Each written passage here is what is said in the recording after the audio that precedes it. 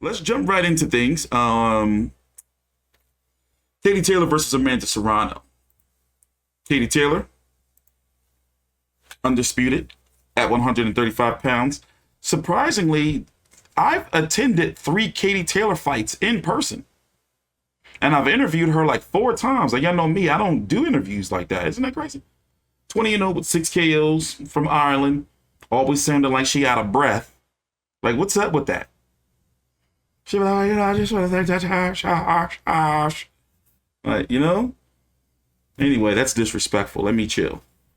She's fighting Amanda Serrano for the WBC, WBA, IBF, and WBO titles in Madison Square Garden on April 30th.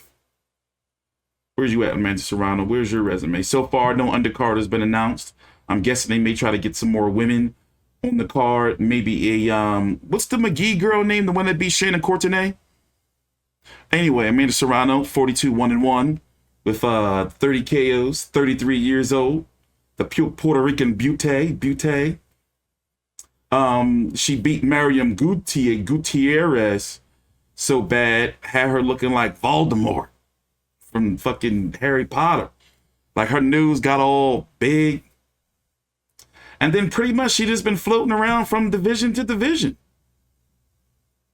But let's cut the shit here, all right? I got Amanda Serrano defeating Katie Taylor. Like, the girl is just too good, bro. Don't get me wrong. Katie Taylor, she's got the dog in her. You see what I'm saying? Like, she can fight. But when it comes to a boxer, Amanda Serrano is overall the better boxer, the better fighter. I got her doing some things, some very nasty things to Katie Taylor. Now, I don't think it's going to be easy, but Katie Taylor's going to have to fight the best fight she's ever fought. She's going to have to really she's going to have to be the pressure fighter, power puncher. And she's going to have to hit this motherfucker with some shit to make her think like, yo, I'm saying it ain't sweet. What is she? Is she an 8 or 9-time 9 division champion? She's an 8 division champion, correct? I mean, just look at her boxer. Look at the weights.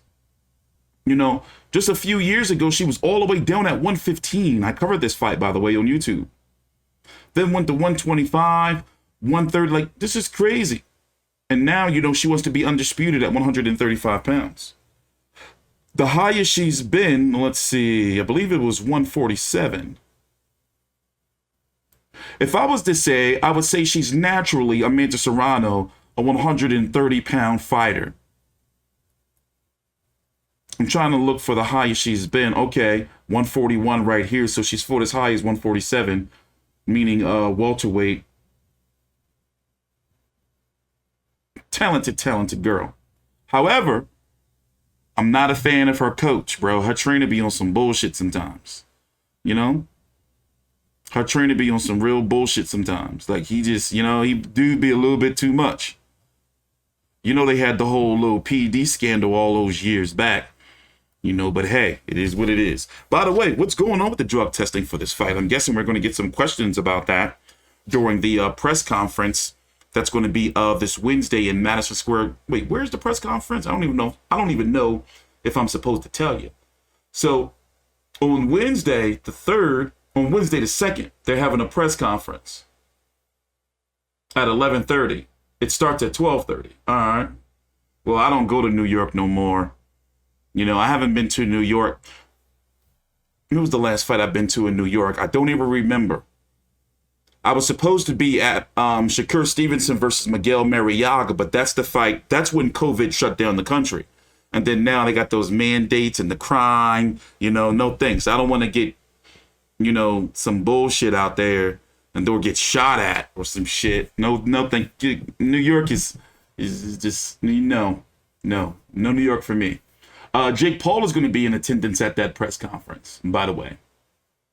Now, the winner of Amanda Serrano versus Katie Taylor, I'm guessing that should warrant a fight where it should be like a rematch clause and, maybe we wouldn't mind seeing it a second time.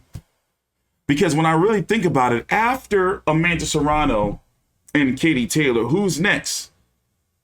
Jessica McCaskill, even though she can fight at 135, 140, she's champion at 147 pounds. Like, what's the next big women's fight between that 135 and 147-pound division. Refresh my memory because I can't really think of one right now.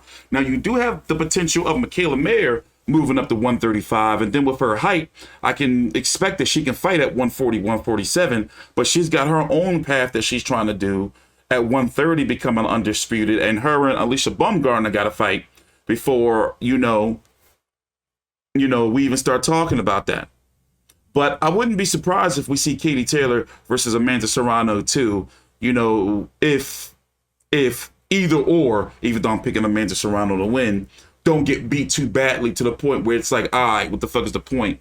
There's no need to see a rematch of that. But I'm going with Amanda Serrano to be the new undisputed champion of the world. The girl is good. The girl is good. So moving on, which is causing some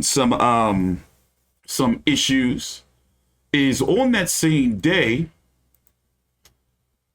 this fight, Katie Taylor versus Serrano, is taking place in Madison Square Garden on the DAZN.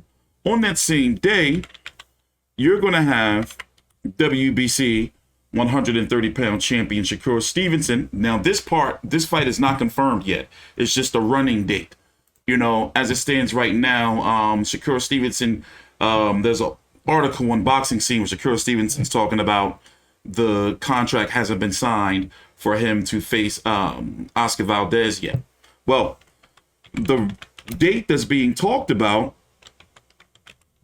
is also April the 30th.